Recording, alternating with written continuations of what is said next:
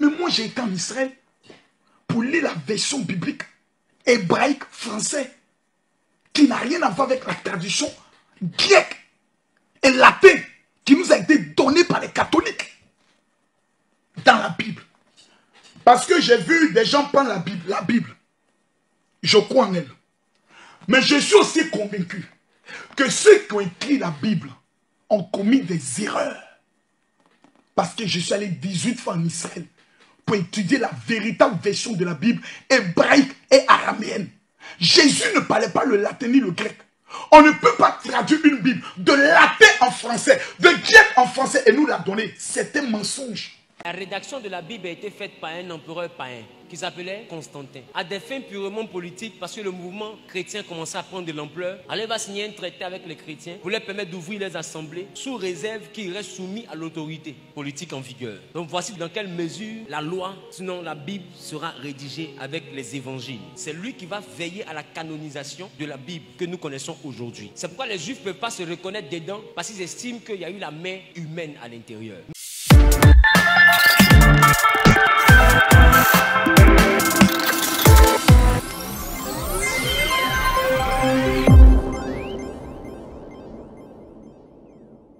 Comme si la Bible était l'histoire des Blancs. La Bible n'est pas l'histoire des Blancs. La Bible, c'est l'histoire de nos ancêtres. Moi, qui vous parle de Rabbi Hanazi Nezeria, je suis juif de naissance, de père et de mère.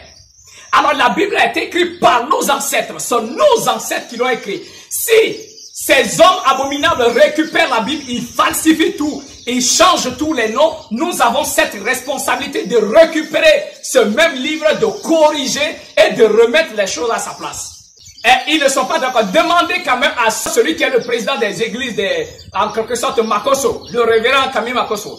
Demandez-lui. Il va vous témoigner que la Bible que vous avez en main, c'est une abomination, c'est un tas de mensonges. Et cela est clair. Mais moi, j'ai été en Israël pour lire la version biblique hébraïque français qui n'a rien à voir avec la tradition grecque et latine qui nous a été donnée par les catholiques dans la Bible. Parce que j'ai vu des gens prendre la Bible, je crois en elle. Mais je suis aussi convaincu que ceux qui ont écrit la Bible ont commis des erreurs. Parce que je suis allé 18 fois en Israël pour étudier la véritable version de la Bible hébraïque et araméenne. Jésus ne parlait pas le latin ni le grec. On ne peut pas traduire une Bible de latin en français, de grec en français et nous la donner. C'est un mensonge. La rédaction de la Bible a été faite par un empereur païen. La rédaction de la Bible a été faite par un empereur païen. Un empereur païen. Un empereur païen. Un empereur païen. Qui s'appelait Constantin. À des fins purement politiques, parce que le mouvement chrétien commençait à prendre de l'ampleur, il va signer un traité avec les chrétiens pour leur permettre d'ouvrir les assemblées sous réserve qu'ils restent soumis à l'autorité politique en vigueur. Donc voici dans quelle mesure la loi, sinon la Bible, sera rédigée avec les évangiles. C'est lui qui va veiller à la canonisation de la Bible que nous connaissons aujourd'hui. C'est pourquoi les Juifs ne peuvent pas se reconnaître dedans parce qu'ils estiment qu'il y a eu la main humaine à l'intérieur. Shalom à tous, bien-aimés, grâce et paix sur vous au nom du Mashiach, notre Adon. Une fois de plus encore, bienvenue et merci de nous suivre. Dans cette vidéo, je viens pour expliquer le pourquoi j'ai brûlé des Bibles. Oui, parce que quand beaucoup de personnes ont vu ça, se sont posé la question, pourquoi ce monsieur brûle-t-il la Bible, ainsi de suite. Alors, il y a des questions qui se sont posées. Alors, je viens dans cette vidéo pour vous expliquer pourquoi brûler des Bibles.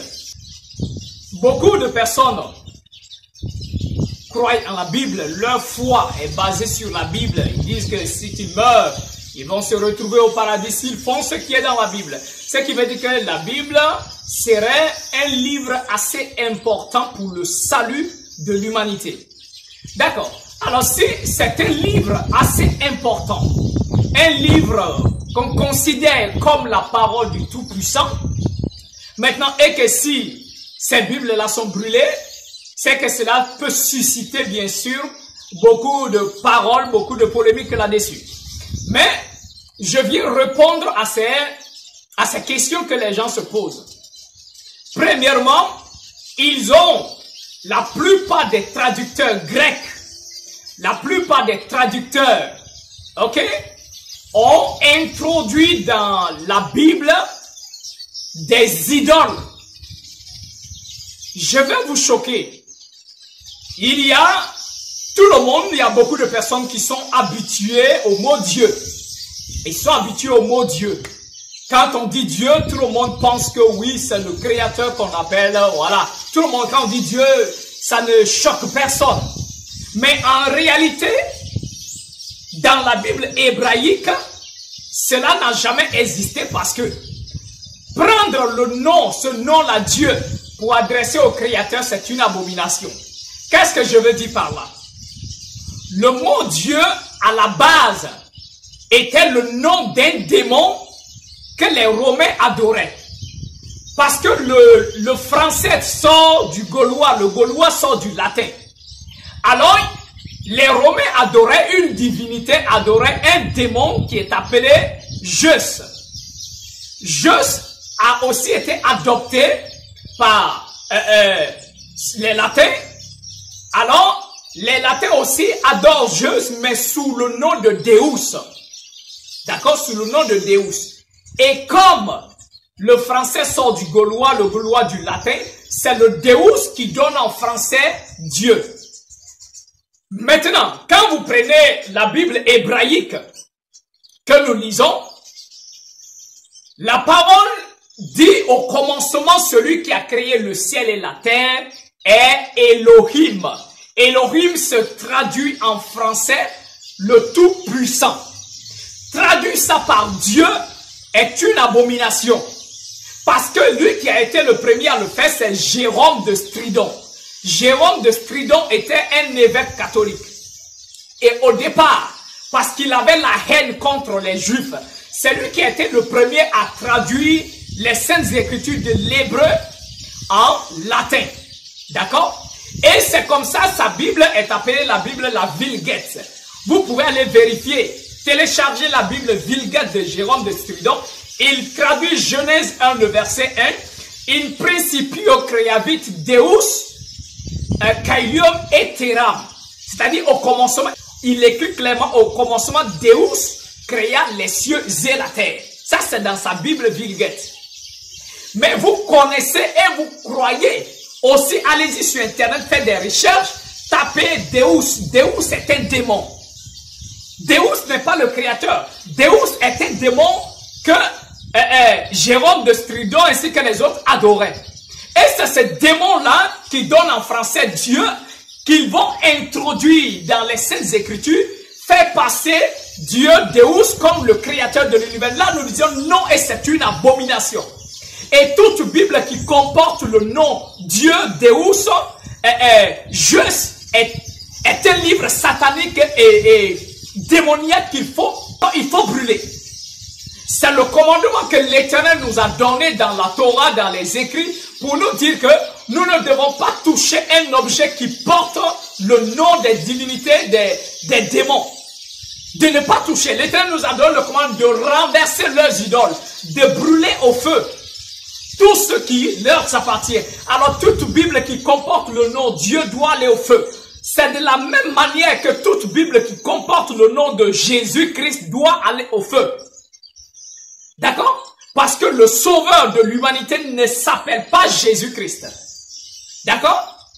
Et qu'est-ce qu'ils ont fait? Ils ont pris l'acteur, les acteurs qui ont tourné le film, ce film-là, parce qu'il y a des gens qui ne sont pas allés à l'école.